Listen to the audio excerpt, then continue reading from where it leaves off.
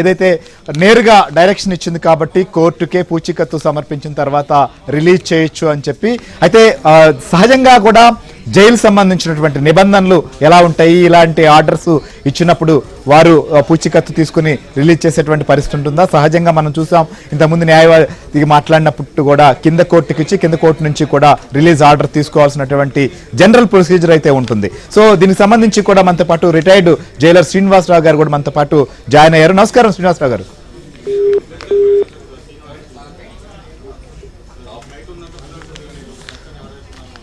Right. So ఏ రకంగా దీనికి సంబంధించినటువంటి విషయంలో కోర్టు నిర్ణయం తీసుకోబోతోంది, కోర్టు నిర్ణయానికి సంబంధించి జైలుకు వెళ్ళిన తర్వాత అక్కడ ఏ రకమైనటువంటి పరిస్థితి ఉండబోతోందో కూడా మనం చూద్దాం. అయితే సో ప్రస్తుతం అయితే మాత్రం అల్లు అర్జున్ రిలీజ్కి సంబంధించినటువంటి విషయం పైన అభిమానులు కావచ్చు, కుటుంబ సభ్యులు అందరూ కూడా ఆసక్తిగా ఎదురు చూస్తున్నారు.